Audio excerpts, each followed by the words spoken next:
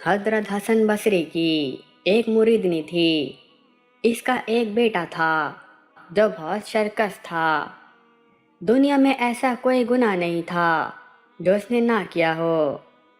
ایک دن سخت بیمار ہو گیا، قریب الموت ہوا تو ماں کی گود میں سر رکھ کر کہنے لگا، ماں، جب مجھے موت آئے تو اپنے پیر و مرشد سے میرا جنازہ پڑھنے کی سفارش کرنا۔ اگر وہ آئیں گے تو لوگ میرے جنازے کو کندھا دیں گے، ورنہ میں نے نیکی کا کوئی کام کیا ہی نہیں۔ جب طبیعت بگڑنے لگی تو ماں نے حضرت حسن کے پاس گئی، حضرت، میرا بیٹا موت و حیات کی کشمکش میں ہے، اس نے آپ سے جنازہ پڑھانے کی سفارش کی ہے۔ حضرت نے کہا کہ محترمہ، آپ کے بیٹے کو میں نے کبھی سجدہ کرتے نہیں دیکھا، تو میں کیسے جنازہ پڑھاؤں؟ ماں بوجھل قدموں کے ساتھ ناکام واپس لوٹی اور بیٹے سے کہا، بیٹا، اگر زندگی میں میری ایک بات مانی ہوتی تو آج میرے مرشد جنازہ پڑھانے سے انکار نہ کرتے۔ بیٹا حسرت بھری آنکھوں سے ماں کی بے چینی کو دیکھتا رہا۔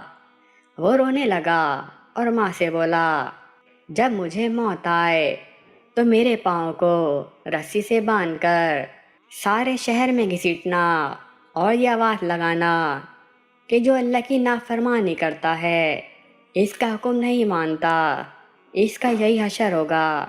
اور ماں، پھر مجھے دفنانا نہیں، مجھے اس شہر کی سب سے گندی جگہ پھینکنا کہ تاکہ لوگ مجھ سے عبرت پکڑیں۔ اس حالت میں اس لڑکے کو موت آئی اور روح پرواز کر گئی۔ وفات کے چند لمحوں کے بعد دروازے پر دستک ہوئی۔ ماں نے دروازہ کھولا تو دیکھا حضرت حسن بصری کھڑے تھے۔ کہنے لگے، میں جنازہ پڑھانے آیا ہوں۔ ماں بولی، حضرت، میرا بیٹا فوت ہو گیا، یہ صرف میں اور اللہ جانتا ہے، آپ کو کیسے پتہ چلا؟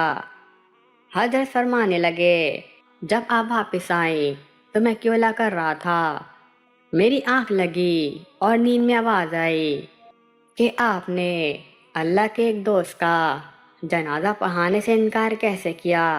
اللہ اکبر! جہاں ندامت کے 2 آنسو گرے وہاں مغفرت کا فیصلہ ہو گیا۔